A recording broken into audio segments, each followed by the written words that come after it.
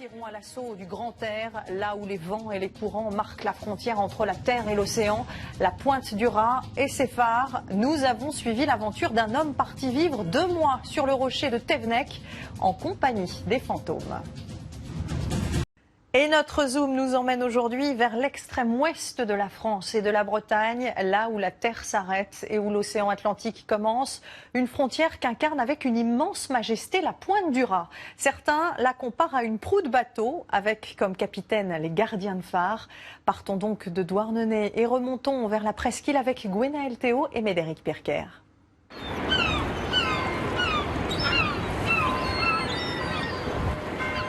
Nous sommes sur le port de Douarnenez, le port du Rosemeur, réputé donc la pêche à la sardine au XIXe siècle, où Douarnenez avait 1 millier de chaloupes sardinières. Jean-Yves Lebrun raconte sa ville natale. On voit sur l'une des cartes les vieux marins qui sont là, assis sur le quai, regardant la mer. Et puis ici, c'est le port de pêche tel que nous le voyons aujourd'hui, mais il y a un siècle.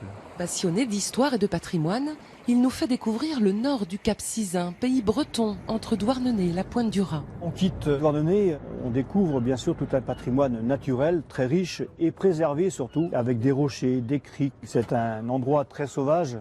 Voilà, nous sommes ici à la pointe du Millet, mais je vous amène dans un sous-bois où se trouve un moulin qui me tient vraiment à cœur. Ah, bonjour Carmen. Bonjour Jean-Yves. Voilà. Carmen est meunière. Chaque jour, elle dévie la trajectoire de l'eau du ruisseau afin d'entraîner la roue à auget. Le moulin fonctionne tous les jours et accueille près de 40 000 visiteurs par an. Voilà la farine. Oui. Vous pouvez toucher. Écoutez, c'est la farine de froment. C'est bon. 30 tonnes de farine de blé et de sarrasin sont produites à l'année ici. La jeune femme est employée par l'association qui a restauré le moulin. Je dois surveiller que j'ai toujours du grain en bas, que les réglages pour la farine sont bons, qu'on a une bonne farine en qualité à la sortie.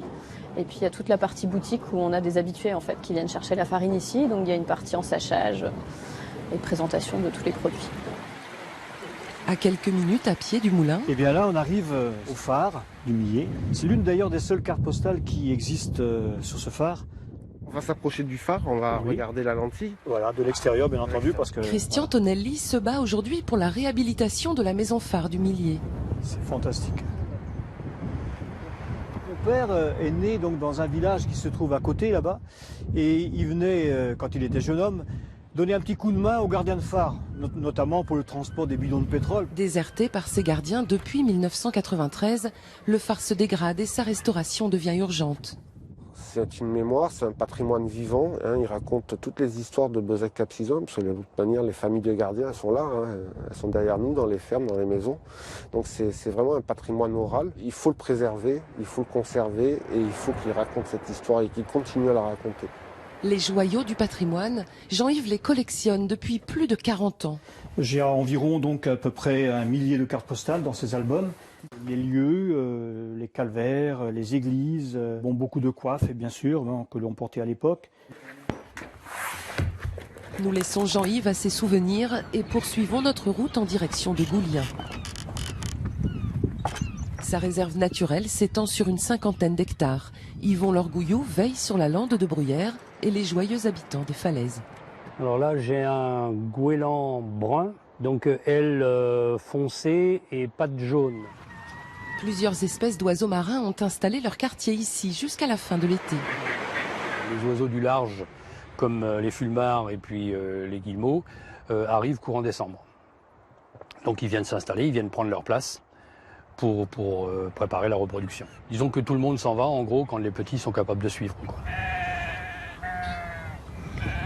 Depuis quelques années, la réserve compte de nouveaux pensionnaires. Ah, un petit derrière. Leur implantation permet d'éviter l'invasion des ronces, de favoriser ainsi l'arrivée de nouvelles colonies d'oiseaux, de redonner à l'environnement tout son éclat. Nous reprenons notre route vers l'extrême ouest. La côte est ponctuée de pointes, ses avancées rocheuses dans la mer.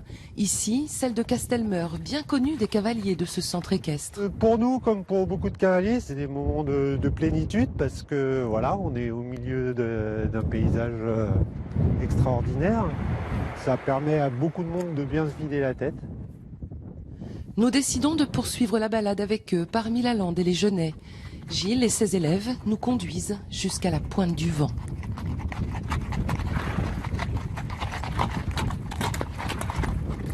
Ici, le bout du monde, face à l'océan. L'île de Sein au large, comme posée sur la mer. Le phare de Thévenec habité par un homme pour quelques semaines. Et cette petite chapelle juchée sur la falaise.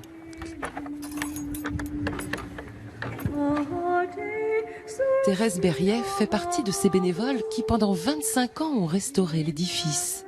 Aujourd'hui, il est l'un des monuments du patrimoine les plus visités du Cap-Sizun.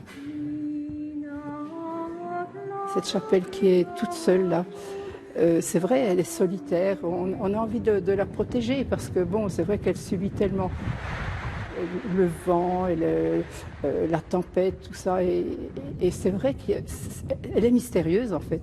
Elle est mystérieuse.